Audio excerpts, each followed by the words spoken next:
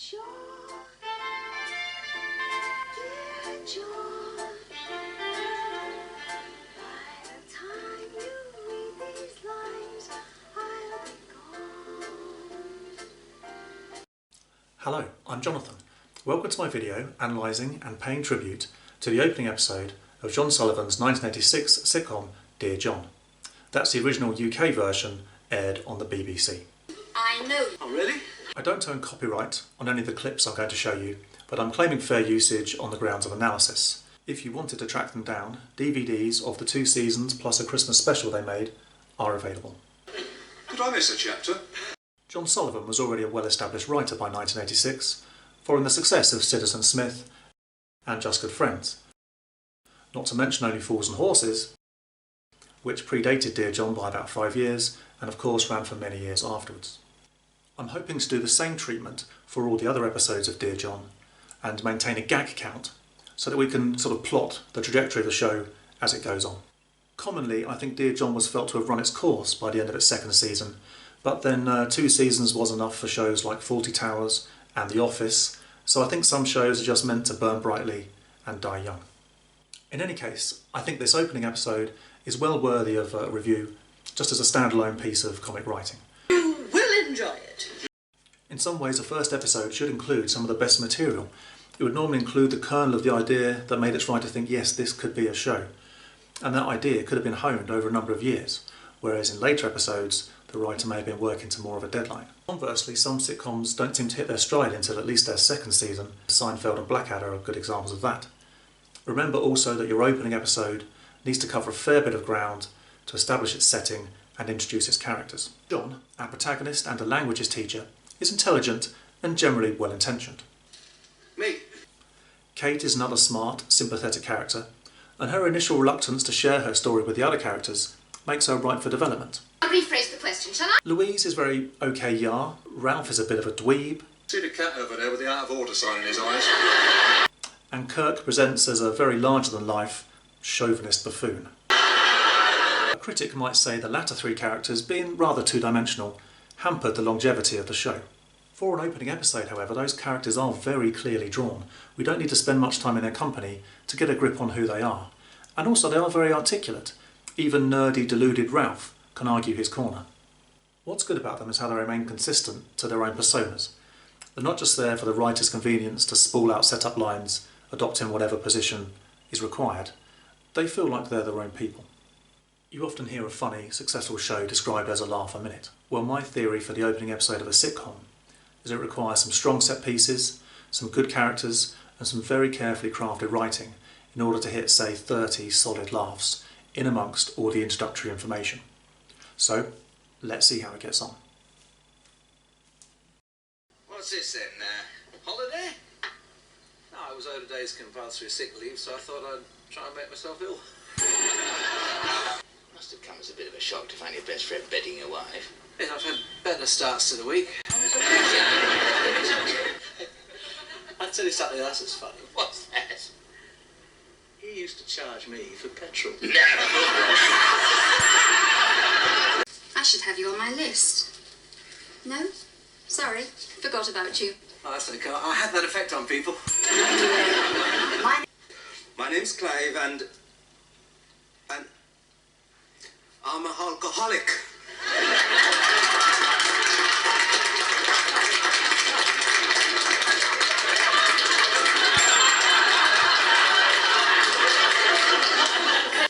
And now? Me? Good evening. My name's John and I'm in the wrong room.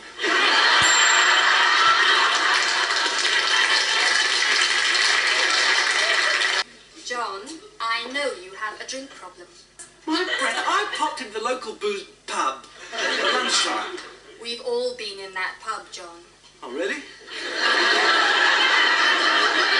Where were you lot then? In the saloon?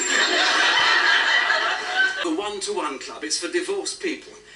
Well, I looked through the window and you look like divorced people.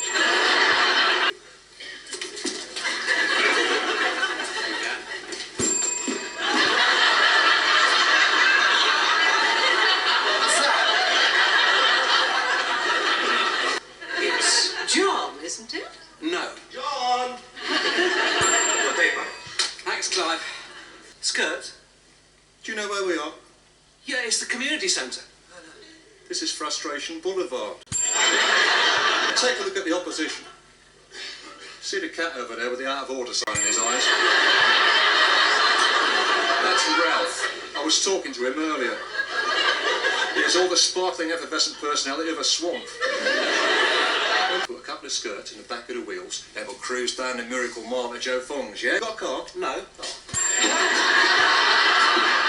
That's good. You think you're okay? Let's get some introductions going, shall we, yeah? Come along now. Who's going to be first? Not you, dear.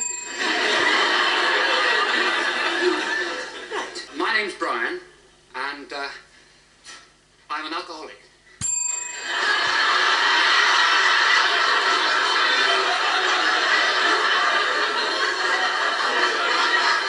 Well, that's fine, Brian. The Alcoholics Anonymous meeting is in the room opposite. You're kidding? No, honestly, I've just come from there.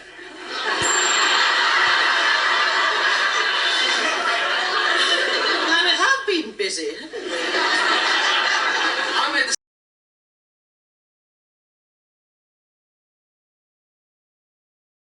Look, I'm sorry about all this. I looked through the window and, well, you all look like... I'm sorry. Well, where were we?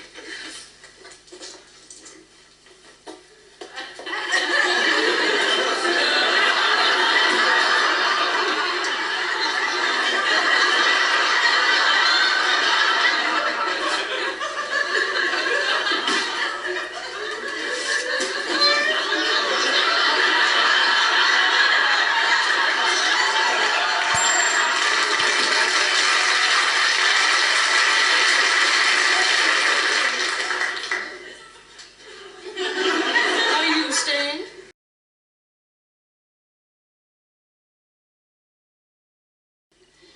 My friend went into hospital on Thursday to have an eye removed.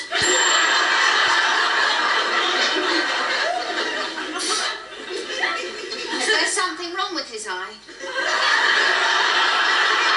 Well, he's hardly had it done for cosmetic reasons. I'm sorry. So I phrased the question badly. There's no reason to attack me. I wasn't attacking you. I'll rephrase the question, shall I? There's no need, No, really. if you're going to be pedantic about it, I'll rephrase the question. Fine, rephrase the question. What was wrong with his eye? He didn't say.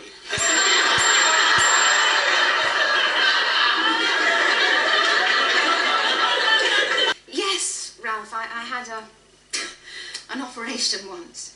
Oh, yeah. Where? St. Thomas's. I once gave a girlfriend of mine a kidney. Wouldn't you preferred a bunch of flowers? My name's Louise, and I'm 31 years old. My husband developed rather strange carnal desires which involved the wearing of thigh-length leather boots, a Polaroid camera, and a bulwark. Do you mind if I ask what broke the marriage up? I just explained that. Did I miss a chapter? Louise's husband had these odd desires. Oh, yeah, got all that, but what broke the marriage up? Well, he's become slightly, psychotic. Psychotic. Yeah, pulling the legs off spiders, that sort of thing. Lots of 8-year-old boys pull the legs off spiders. With their teeth. I'm sorry. I took pity on him. He was a stranger in the area, a new guy in town, and Johnny come lately. What? Johnny come lately. If you say so, Ralph. Anyway, I invited him back for dinner, and he started having an affair with my wife. So where were you, Guy, washing up? Any sexual problems? Do you know, Louise, I haven't asked them.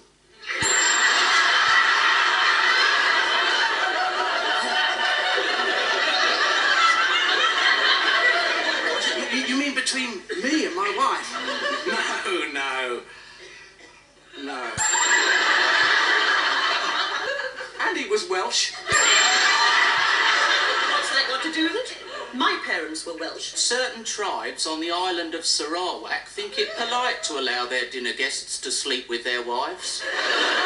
Well, they must be bloody stupid then. Anyway, I'll knee you in the groin so hard you'll have 3 Adam's apples. Whoa, Tiger! Rafe, you're divorced, aren't you? separated. And when do you expect to be divorced? As soon as we can trace her whereabouts. How long were you together before the breakup? 5 hours?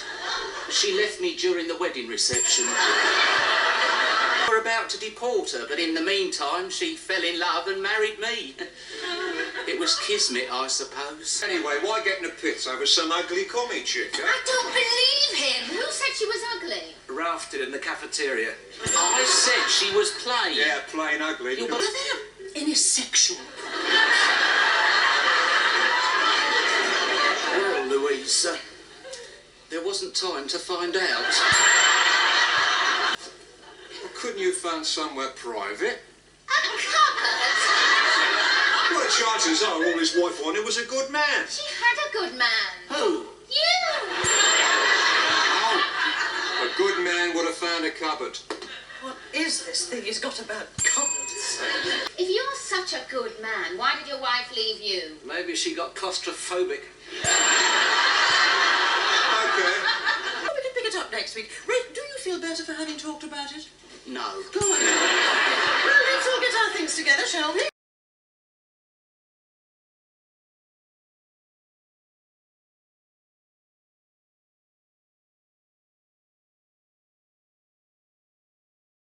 My husband used to dress up as a gladiator and make me play hoopla with ringtones.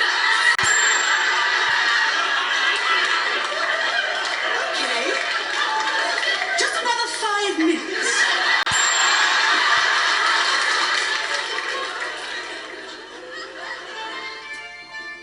Can't explain.